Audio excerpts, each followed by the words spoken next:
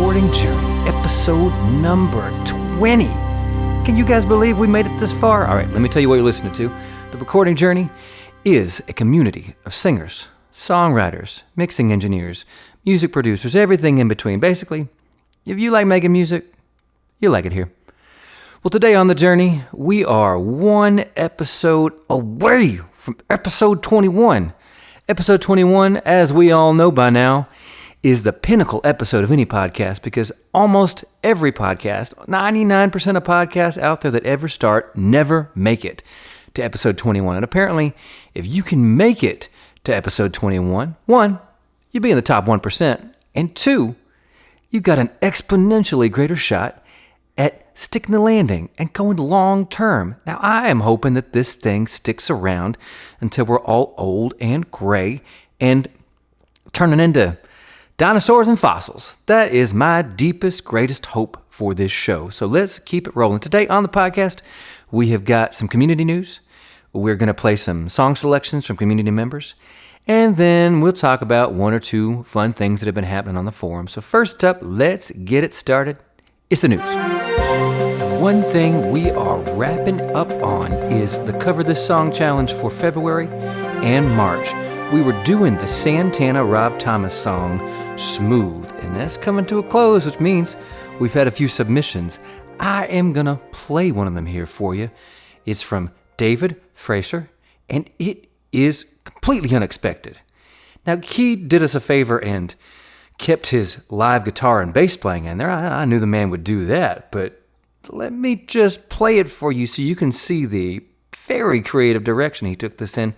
He drew an influence, an element from another very famous rock kind of song, and it adds this kind of dark and menacing flavor to the song that I don't think I've ever even imagined it could possess, and certainly not possess it and sound so good. So let me play this for you. All right, here we go.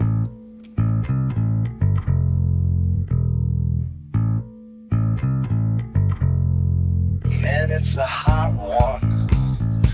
Like 7 inches from the midday sun. Well, I hear you whispering words to melt everyone, but you stay so cool.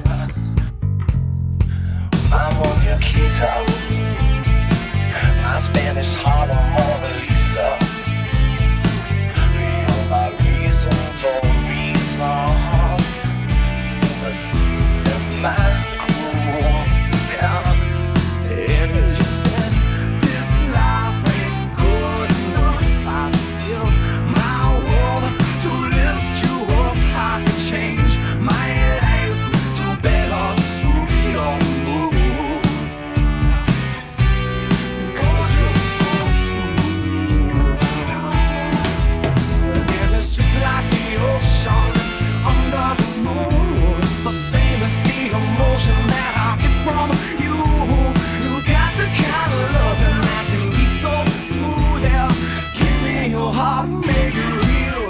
forget about it.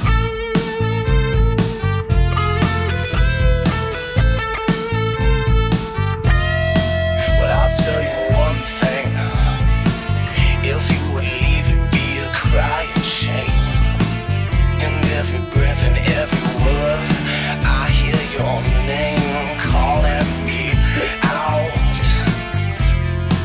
Well, I'm from the body, though.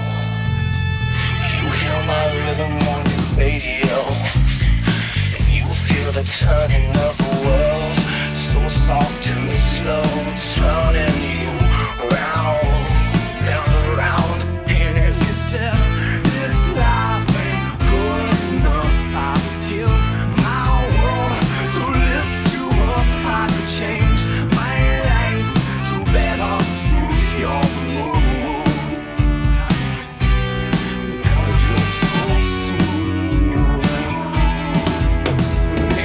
Like the ocean under the moon, it's the same as the emotion that I get from you. You got the kind of love that can be so smooth. And give me your heart, make it real, or else forget about it.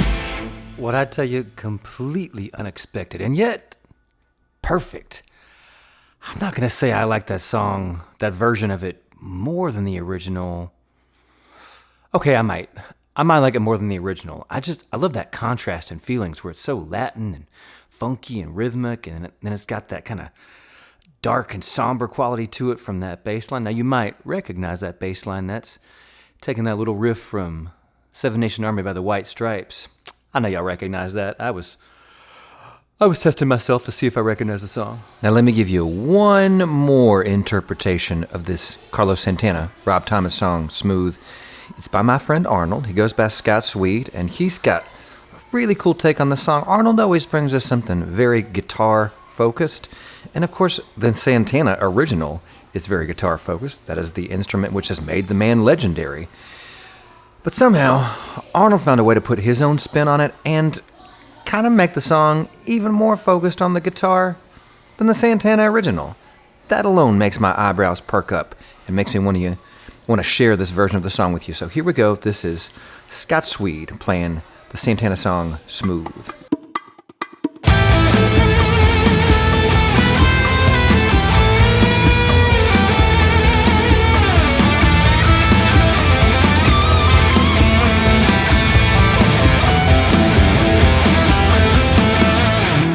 It's a hot one, like 7 inches from the midday sun. Well, I hear you whisper, but you stay so cool. My Machita, my Spanish Harlem Mona Lisa, you're my reason for a reason, the step in my groove. And if I say this life ain't good enough, I give my world to lift you up. I change my life to suit your mood because you're so smooth. And it's just like the ocean under the moon, the same emotion that I get from you. You got the kind of loving that can be so smooth. Give me your heart, make it real, or let's forget about it.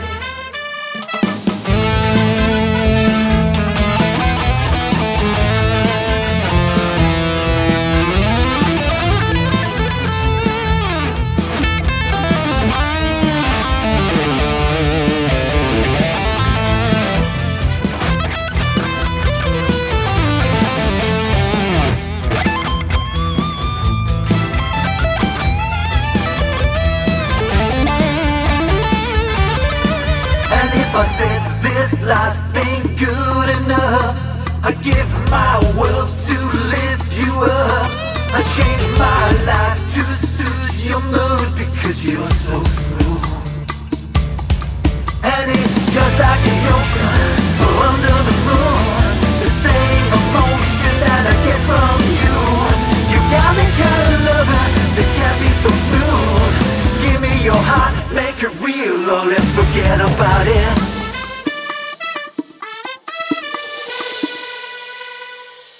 Well, that's going to bring us to the end of the news and the cover of the song snippets that we're going to play. So let's get on to some original song selections from community members. Well, the first song I'm going to play for you comes from your boy TonyB. He says he set himself a challenge to write a 4-chord song with the same chords for the chorus and the verses, and this is what he came up with. The song is called Charon. And Charon, spelled a couple of ways, either C-H-A-R-O-N or K-H-A-R-O-N, is the ferryman who transport the souls of the dead across the river Styx and Charon to the underworld. Well, let me play this song for you because I always love what Tony does. This could very well be my favorite thing that he's done so far. So let me play it for you so you can hear what I'm talking about. Here we go. This is Charon by TonyB.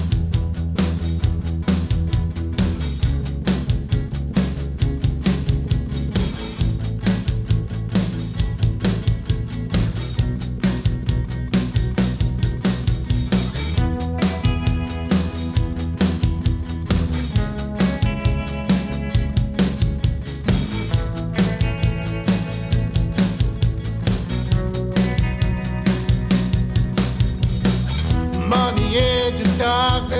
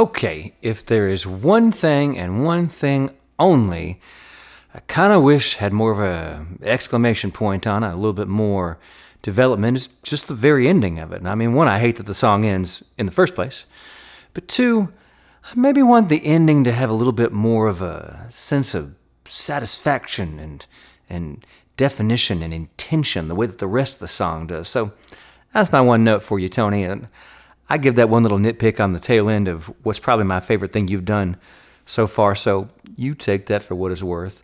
Now, the next song from a community member I want to play for you is from Jayse. He's got a new song out called The Ballad of Robert Stone, and he gave me a couple of snippets, some behind-the-scenes information about it that I want to give to you. So here's what he said. He said, The Ballad of Robert Stone is the latest release by Gordon Duff and J. Elvav under the name of their band Crossing Waves. The song was inspired by Edward Arlington Robinson's 1897 poem Richard Cory and Paul Simon's 1960s riff on it, A Most Peculiar Man. As in those earlier works, this song features both a man who dies and neighbors who never really knew him. But Robert Stone, unlike his predecessors, passed unnoticed until his death, at which point everyone has lots to say about him. So much for a bare-bones plot synopsis. The concern here is less about the corpse than the crowd that quickly gathers to claim the spotlight, which shines briefly down upon them. Jayse also told us, he said, the song is in a minor key and begins and ends with the chorus, the second of which includes an extended crescendo. The two instrumental sections, the break and the coda, both incorporate the melody of the Gregorian chant, Dies Irae, Day of Wrath, which is often sung as part of a Requiem Mass. Well, my apologies to anybody who speaks Latin or goes to Catholic Mass and knows how to pronounce such words. I probably just did that incorrectly, although a couple of nerd friends have told me no one really knows how Latin is supposed to be pronounced since it is technically a dead language. So anybody who thinks I said that incorrectly, come at me, bro. Perhaps I'm right, perhaps you're right. All right, let me play this song for you by Jayse. It's called The Ballad of Robert Stone. Here we go.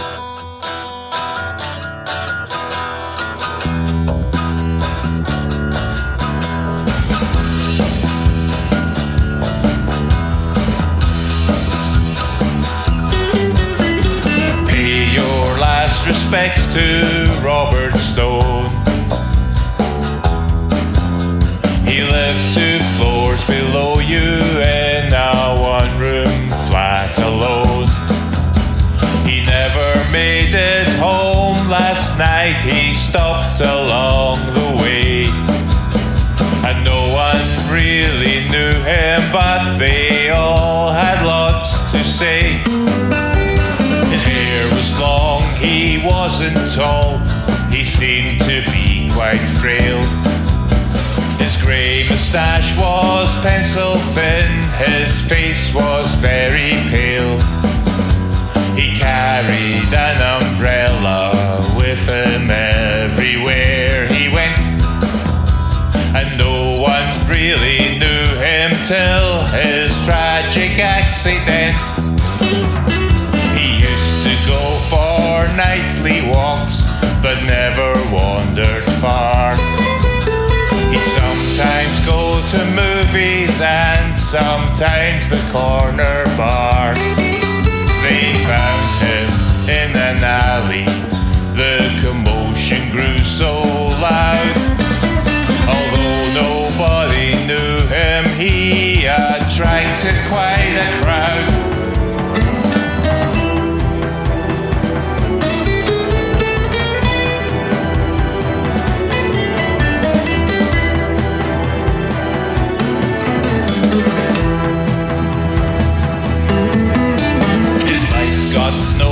Attention, but his death got quite a lot.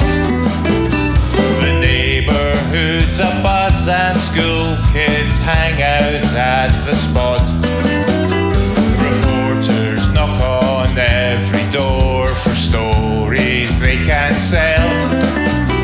Although nobody knew him, we all say we knew him well. So pay your last respects to Robert Stone.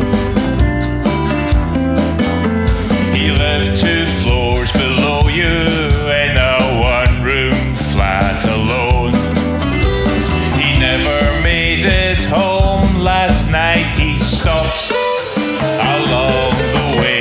Hey, I forgot to tell you not to miss the news. There'll be interviews. We had lots to say and they're going to air it today.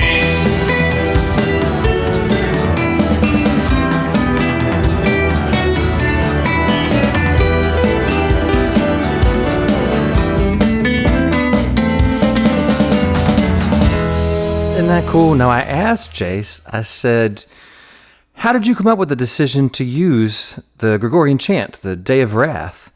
And he said, I don't remember exactly. While I was working on the song, I think I may have stumbled across an article on the web listing a bunch of films that incorporated it as a motif, most prominently The Shining. Oh, that takes me back. Makes me want to watch that movie. Jayse also said, that got me thinking. I was familiar with the chant already, and the chords just worked. The melody is note for note, but I took liberties with note lengths to ensure they fit the rhythm of the song, and needless to say, I'm pleased that it seems to have worked and certainly fits the vibe of the song. Well, brother, you're right. It does fit the vibe of the song. I love it when there's that kind of synergy where the things synthesized like that in ways that no one have ever thought to do that but you. I just love when things come together like that. It's almost like a mashup, you know? It's like an ancient Gregorian mashup. That's pretty cool, man. Now, next up, we got a song from John Nelson. Now, any of y'all who knows John knows that John is our resident rapper extraordinary. This man can spit some freaking rhymes. I'd like to get into a rap battle with him just so I could get destroyed. Well, he posted a song recently. He said it's a short song called Awesome Place, and where it came from, he says, a pastor friend in our area writes these poem pieces from time to time, and lately I've enjoyed recording them as short songs. I realize it's not likely something everyone will be into, but I thought I'd share one. So then he shared us this little bitty song called Awesome Place, and brother, it could not be more appropriately titled. It is pretty awesome. Let me play it for everyone so that you can get a taste of what John Nelson has been up to. Here it is, Awesome Place. The earth is quite an awesome place with people spread across its face, both tall and short, some thin, some wide, those meek, those shy, those filled with pride, but tender-hearted, not a few, decisive, indecisive too. There's those hell-bent to cause a scene, the pure of heart and downright mean, the passive and aggressive meet upon the intersecting street, and in this vibrant color throng, we all must learn to get along.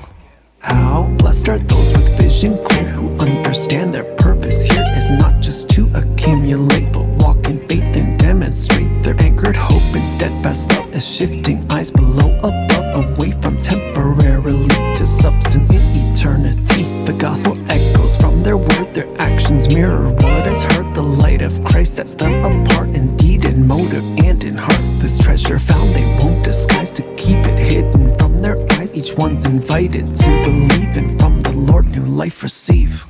The earth is quite an awesome place with people spread across its face. Make every nation, tribe, and race surrender to the God of grace. Awesome place, awesome place.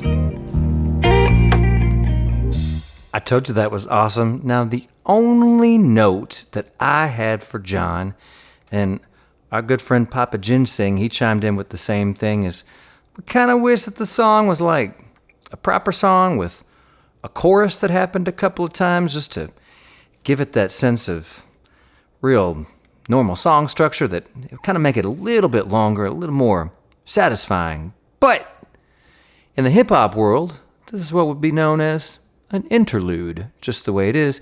It would happen kind of in between the proper songs that we were talking about. And John says he's very likely to just leave this the way it is. So, John, if you're ever going to put together a proper album of all these songs that you've been working on, well, that's my suggestion, is you put this right between all the other songs that are like full length with the chorus and verse and stuff, and it'll sit real nicely in the hip-hop tradition. Very well done, man. Very well done.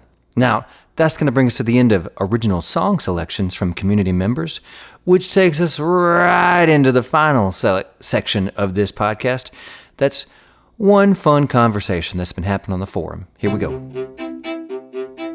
Now, here's the thing that's been getting talked about on the forum that's been really cool for me. It's been real elucidating, and it's kind of reminded me about what it's like for other musicians, even professionals at the top of their game. David Frazier brought up this story. It's a great story from Mike Campbell, who sparked Bob Dylan's interest in using a drum machine in the 80s after he had helped Don Henley to craft The Boys of Summer. And he gave us a little section of this article in this interview. I'm going to read it off to you so you know what the context of all this was. It says, "I was at a session one day, and Dylan told me, 'Wow, Boys of Summer is a big hit,'" Campbell recalls, adding that Dylan's next words to him were, "Did you use the drum machine on that? And do you still have it?" I said, "Yeah." And he went, "Could you bring it down tomorrow? I'd like to have a hit too." Unfortunately, as Campbell recalls, lightning did not strike twice here, mainly due to the fact that Dylan was rather bamboozled by his new high-tech drummer in a box. He didn't play along well with the drum machine and got frustrated, Campbell recalls. I don't know how he didn't comprehend that. He was playing freestyle. After a few minutes, Bob and the engineer look over at me, and Bob goes, "That doesn't sound right." He looked at me like it's my fault. I said, "Well, Bob, when you turn the machine on, you have to follow it so the record is on beat with that." And he responds, "You mean it won't follow me? Well, what good is it?" He was dead serious. I thought that was the most illuminating thing about Bob, Campbell concludes. He had Jim Keltner, Ringo Starr, Levin Helm, and all these great people in the studio, and still felt he needed the drum machine. It's a thin line between child and genius. I love the guy. That's the end of the article. And then David Frazier, he said, "Good to know that Bob had the same struggles as me with keeping in time. However, I have to persist until I get it right, whereas he can play with drummers that'll just follow whatever he does." And I do think that's one of the limitations of the technology, right? Is that right now, when you put a drum machine on, you kind of got to follow the technology rather than the technology being quite smart enough to follow you yet. And then there's this thing that King Carmichael, my very good friend Mike King, he added to the conversation that there was a lot of reaction to from the forum, because I think he's predicting the future here. What Mike said was, seems like that should be the future of virtual instruments, that they should become virtual musicians. Instead of programming them and then you have to play along to them, they should listen to you and play along to you, just like what Bob Dylan wanted. I don't know how difficult it would be to develop an AI virtual musician, but it would be pretty cool. Just like how ChatGPT was trained on material, couldn't the virtual musicians be trained on all the existing recorded music? It'd be fun to just start strumming a guitar and humming a tune and then have responsive bass playing coming out of the computer. And then you could say, "That's good, but more like Paul McCartney," and it would adjust. Mike, I think that's not just a relevant comment. I think it's not just thought-provoking. I think it's prescient. I think that's where we're headed. Now, who knows? In the next 6 months or 6 years, who knows? But I am going to be way more shocked if it doesn't come around like that than if it does. And that's real good food for thought. All the tools that are going to become at our disposal for us writing songs and recording songs, it's quite a thing to think about. Well, all right, that's going to wrap us up for today on episode number 20 of the Recording Journey podcast. I want to thank all of you for coming along on the journey with us. I cannot wait to see you on the next episode, the pinnacle episode number 21. We're going to have to do something big to make that the kind of disco ball drop that it deserves to be. So come along with us on the journey. I'll see you next time. God bless.